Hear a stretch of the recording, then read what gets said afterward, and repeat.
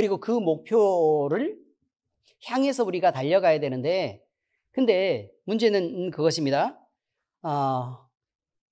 첫 번째는 뭐냐면 과연 우리 마음속에 표대를 향해 달려갈 만한 열심은 있는 것인가 라는 것이 문제고, 그 다음에 그 표대라는 게 우리가 우리의 삶에서 정해놓은 목표나 또 우리가 얻고 싶어하는 그것과 같은 것인가 라는 부분에 대한 의문을 늘 제시할 수밖에 없죠. 처음에는 이렇습니다. 우리가 인생에서 예수님을 온전히 발견하지 못하는 삶을 살아갈 때는 우리가 육신이 가진 것들이나 아니면 육신에서 얻을 수 있는 것들이 거의 전부라고 생각을 하고, 그리고 그것들을 얻는 것을 목표합니다. 그래서요, 나는 좀 더 예뻐졌으면 좋겠어. 난 내년에는 살을 좀 뺐으면 좋겠어. 왜 고개를 숙이세요 그렇게? 나는 담배를 좀 끊었으면 좋겠어. 술, 담배를 좀 줄였으면 좋겠어. 나는 얼마만큼 좀 승진을 좀 했으면 좋겠어. 나는 돈을 얼마만큼 좀 벌었으면 좋겠어. 아니면 내가 하고 있는 사업의 기반이 어느 정도 안정됐으면 좋겠어. 라는 부분에 대한 목표들을 세우고, 또 친구 관계에 있어서는 나는 나한테 피해가 되었던 여러 명의 친구들인데 이 사람들하고는 좀 정리하고 좀 좋은 사람들하고 좀 만나서 새롭게 좀 시작할 수 있었으면 좋겠어. 뿐만 아니라 예를 들어 결혼을 하지 않은 그 형제 자매들 같은 경우에는 나는 좋은 사람을 좀 만나서 교제를 좀 했으면 좋겠어. 또는 이 사람하고 이렇게 하다가 결혼을 했으면 좋겠어. 라는 그런 꿈들을 늘 꾸죠. 그리고 집도 좀 샀으면 좋겠어. 전세 벗어나서 집을 좀 샀으면 좋겠어. 라는 생각도 하죠. 물론 요즘에는 집을 사는 것보다 전세하길 진짜 잘했다 라고 생각이 들 수도 있겠지만 어쨌든 그렇습니다. 여러분, 그런데 목표는요, 아무 때나 그냥 쉽게 그때그때 이렇게 세워지는 게 아닙니다. 각오가 쉽게 안 만들어지기 때문에 그래요. 그런데 한 해가 마지막이 되고, 그리고 새로운 해를 시작을 한다 그러면 이런 목표를 세우기가 훨씬 더 수월해지겠죠. 왜냐하면 어쨌든 명분이라는 게 있으니까요. 우리가 사는 인생은 단 한 번 쭉 이렇게 살아가는 것입니다. 그런데 새해가 되면 사람들이 정동진에도 가고 동해도 가고 이렇게 하면서요, 또 산 위에 올라가기도 하고 이래서 한 해 새로 돋아 나오는 해를 바라보고 또 각오를 다지고 그러려고 합니다. 그런데 그 해는 어제 있었던 해고, 그제도 있었던 해고, 오늘 또 다시 떠오르는 해고, 내일도 똑같이 떠오르는 해고, 그냥 그렇습니다. 그러니까 별다를 게 없는데 그냥 스스로의 마음을 다지기 위해서 그냥 그렇게 한다는 거예요. 자, 어떤 사람들은요, 내 인생의 가치를 따라서 자기 인생의 가치를 높이기 위해서 더 큰 목표를 세웁니다. 그리고 그것을 이루려고 하는 것을, 이루는 것을 성공이라고 말하고 그 성공을 쫓아서 그 목표를 향해 달려갑니다. 그런데 그 목표가 세상 것에 있으면요, 그것을 이루지 못할 때 절망감은 뒤로 하고서라도, 우리가 대부분은 잘 못 이루니까 절망감을 뒤로 하고서라도 그것을 만약에 이루었다고 하더라도 그 기쁨이 그렇게 폭발적으로 사람에게 만족을 주거나 아니면 그 만족이 유지되거나 하는 그런 것이 아니라는 데 문제가 있습니다. 예를 들어 다이어트를 했습니다. 그럼 다이어트를 해가지고요, 살을 무려 16kg를 뺀 사람이 있다고 생각을 한번 해보시라고요. 근데 16kg를 빼면 그 뺀 16kg를 유지하기 위해 죽으라고 노력을 하고 먹지 않아야 합니다. 그렇지 않습니까? 그렇죠? 자, 그 다음에 승진을 했습니다. 그러면 그 자리를 유지하기 위해서 나는 이미 차지했으니까 끝난 게 아니라 그보다 훨씬 더 많은 노력을 하면서 그 자리를 지키려고 애를 써야 합니다. 맞죠? 그렇습니다. 어떤 사람과의 교우 관계가 있습니다. 그 관계가 무너졌을 때 다른 사람하고 관계를 회복했습니다. 그러면 그 사람하고 관계가 다시 무너지지 않도록 나는 더 많이 양보하고 더 많이 노력하는 삶을 살아야 됩니다. 이 결국은 바뀌지 않으면 안 되는 것이고, 그것을 이루었다고 하더라도 계속해서 내가 할 일들이 남아있게 된다라는 그런 부분이라는 거죠. 자, 여러분, 이렇게 세상 일은요, 우리가 원했던 대로 좋은 남자를 만나서 결혼을 했다? 그걸로 끝이 아니라는 것입니다. 돈을 벌었다. 그래서 돈이 나한테 들어왔으니까 이제는 이제 평안하고 행복하겠구나. 그런 것으로 끝나는 게 아니라는 게 문제라 이 말이에요. 그래서 결국 우리는 세상 일에 다른 책임을 갖게 되고 또 새로운 책임을 맡은 다른 세상이 펼쳐지고 그리고 그것들을 계속해서 유지하기 위해 어지러운 혼돈 속으로 계속 빠져들면서 과연 내가 이러려고 이 성공을 꿈꿨느냐라는 그런 질문 속으로 다시 내던져지는 그런 삶을 살 수밖에 없다는 것입니다. 그러나 신앙 안에서요, 우리의 목표는 영원한 하나님께 있고 이것을 얻는 것은 조금 다른 의미가 있다는 것을 우리는 한번 확인해 볼 필요가 있습니다. 만약에 그렇다면 우리는 그것을 향해서 달려갈 가치가 있다는 것입니다. 하나님 안에 있는 것은요, 세상에 있는 것과 같지 않습니다. 그래서요, 이루면 영원한 것입니다. 이해가 잘 안 되면 조금 설명을 해드리면 됩니다. 또 거기서 새로운 기쁨을 향해 다시 나아갈 수 있는 기반이 되고 발판이 됩니다. 복음을 발견한 사람들은 그냥 그랬었다고 말하고 성령을 체험한 사람들이 그랬었다고 얘기합니다. 자, 이런 것입니다. 예를 들면 우리가 성령 세례를 받고 내가 구원의 기쁨 속으로 빠져들었습니다. 그래서 하나님이 나를 사랑하시는구나 라는 것을 확인하게 됐습니다.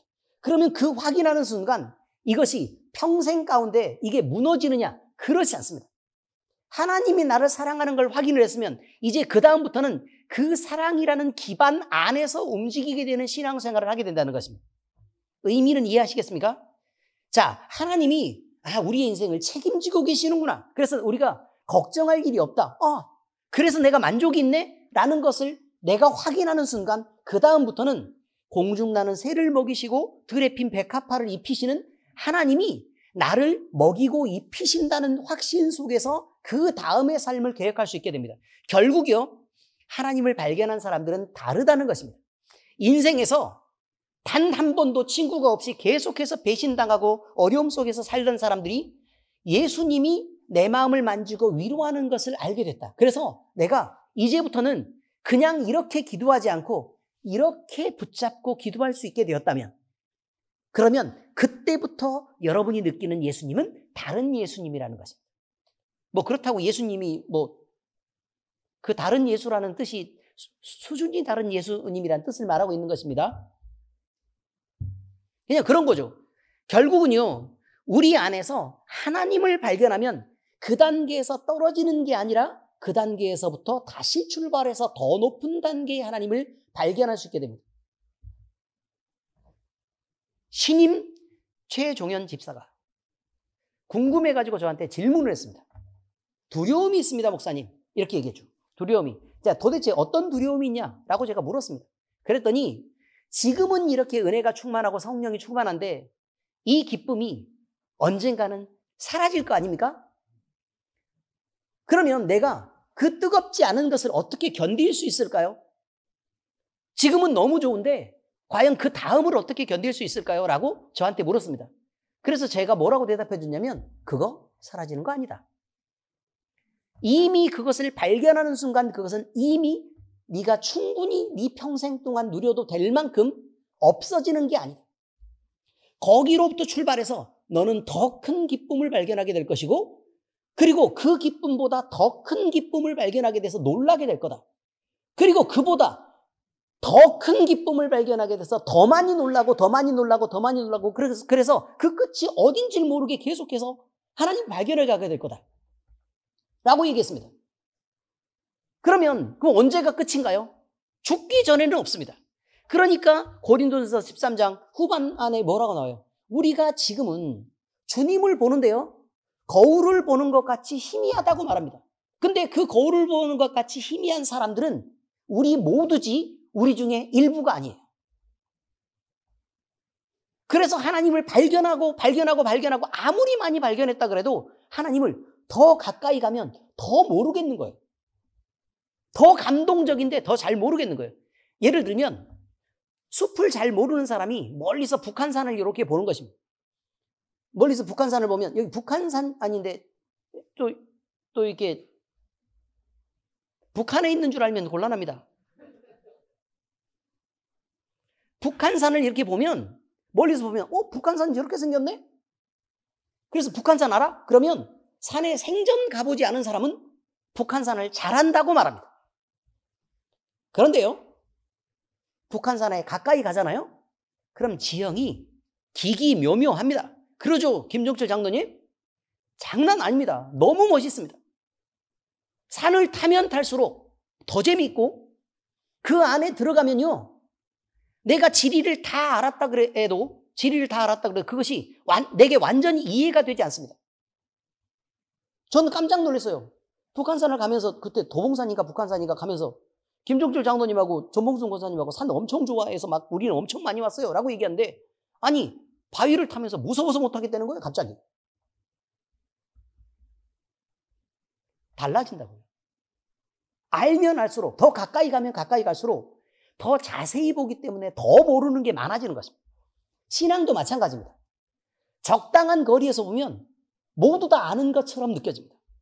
그런데 하나님을 알고 체험하고 또 그분의 사랑을 느끼고 또 그 안에서 우리가 감동되고 그리고 하나님의 손에 붙잡혀서 그의 시간 속에 빠져들면 우리는 그 안에서요, 우리가 발견하지 못했던 훨씬 더 사랑하는 하나님을 만나고, 우리 주님의 마음이 찢어질 것 같이 긁혔던 그 마음의 상처들을 우리가 이해하게 되는,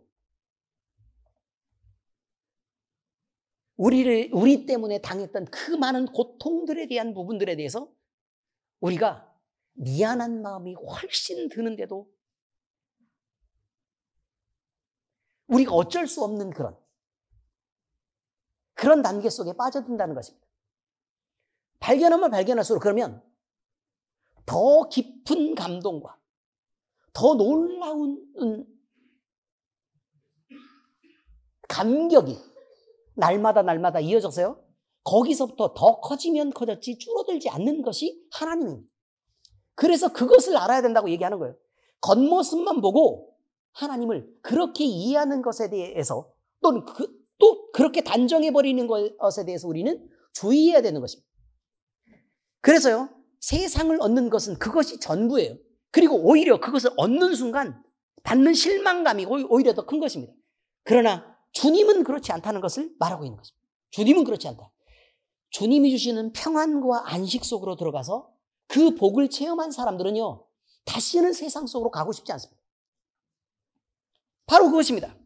그 만족이 너무 크고 그것이 너무 길게 이어져 가기 때문에 다시는 그것을 벗어나고 싶지 않습니다. 다시는 세상으로 돌아가고 싶은 생각이 없습니다. 그러므로 우리의 목표는 주님을 향해 있어야 된다라는 것을 우리는 늘 기억해야 된다는 것입니다. 그런데요, 그리스도를 향해 가는 것이 그저 느릿느릿해서 그냥 게으른 걸음으로 가도 좋다고 성경은 말하지 않습니다. 열심을 내고 달려가라고 말합니다. 사도 바울은 우리가 주님을 향해서 달려가는 그 부분에 대해서요, 경주하는 것이다 라고 표현합니다. 경주하는 것. 근데 경주는요, 지려고 경주하는 사람은 존재하지 않습니다.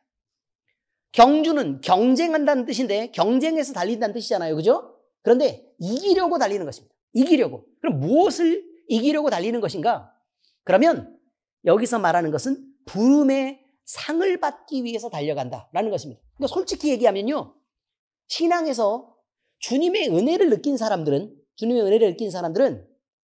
굳이 주님이 상 주지 않아도 괜찮습니다. 네, 상 주지 않아도 괜찮습니다. 뭘 특별히 많은 걸 나에게 베풀지 않아도 그냥 주님으로 괜찮습니다. 만족합니다. 그렇지 않습니까? 주님이 더 이상 나한테 더 많은 것들을 내어놓지 않아도 그저 주님으로 괜찮고, 주님이 더 이상 나를 사랑하지 않는다고 해도, 물론 사랑을 안 하면 안 되죠. 지금만큼 정도만 사랑한다고 해도 우리는 그것으로 충분히 만족합니다. 그럼에도 불구하고 주님은 더 좋은 것으로 우리에게 베풀어 주시겠다고 계속 말씀하시는 것입니다. 근데 그것이 어떤 건지 궁금하잖아요. 궁금해. 안 궁금하세요? 궁금하죠? 아니, 천국에 가면요, 우리는 하나님이 무슨 열심히 우리가 살고 주님을 향해서 막 헌신하고 막 그러다가 죽어버리고 이래서 너무 거칠게 표현했나요? 순교하고 막 이러면 하나님이 엄청 좋은 상을 예비하고 계신대요. 나는 거예요. 근데 우리는 사실 그 상, 그렇게 좋지 않아도 천국이잖아요. 그죠? 안 받으면 어때요? 저는 간신히 구원 얻어도 예수 믿고 그냥 구원 받으면 됩니다. 막 많은 거 받고 싶지 않아요, 사실. 그냥 그렇다는 거예요. 권사님들은 어떠세요? 또 대답을 또 함부로 말 못하죠, 또. 사실은 조금 더 좋은 걸 받고 싶어도.